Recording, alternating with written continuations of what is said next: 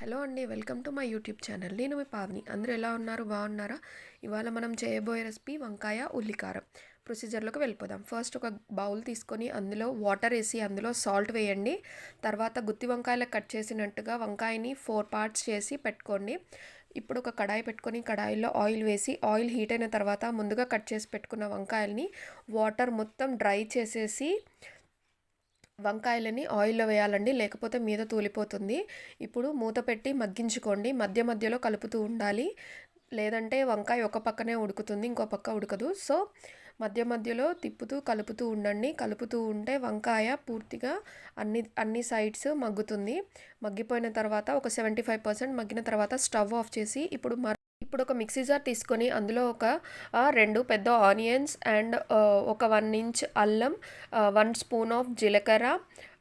నేను కారం ఇంట్లోదే వాడుతున్నానండి, బయటది కాదు, ప్యాకెట్ కారం కాదు. సో 4 స్పూన్స్ కారం వేసి అలాగే రుచికి సరిపడా సాల్ట్ యాడ్ చేసి వాటిని మెత్తగా మిక్సీ పట్టుకోండి. పట్టుకున్న తర్వాత దాన్ని ఇక్కడ చూపిస్తున్న విధంగా ముందుగా చల్లారబెట్టుకున్న వంకాయలకి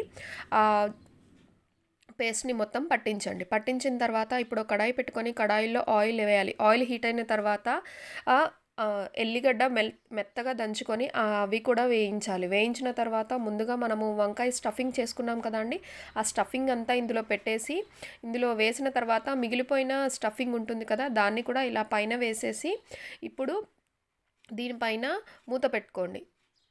మూత పెట్టేసి సిమ్లో పెట్టి మగ్గనివ్వండి. హై ఫ్లేమ్లో పెట్టినా లేదంటే మీడియంలో పెట్టినా కూడా అడుగు పట్టేస్తుంది. సో సిమ్లో పెట్టేసి ఇప్పుడు దానిలో మొత్తం వాటర్ ఇంకిపోవాలి. ఇంకిపోయి ఆయిల్ పైకి తేలుతూ ఉంటుంది. పైకి తేలుతూ ఉన్నప్పుడు మనము స్టవ్ ఆఫ్ చేసుకొని దాన్ని వేడివేడి అన్నంలో కానీ లేదా చపాతీలో కానీ పెట్టుకొని తింటే చాలా అంటే చాలా టేస్టీగా ఉంటుంది. తప్పకుండా ట్రై చేసి కింద కామెంట్ సెక్షన్లో మెన్షన్ చేయండి.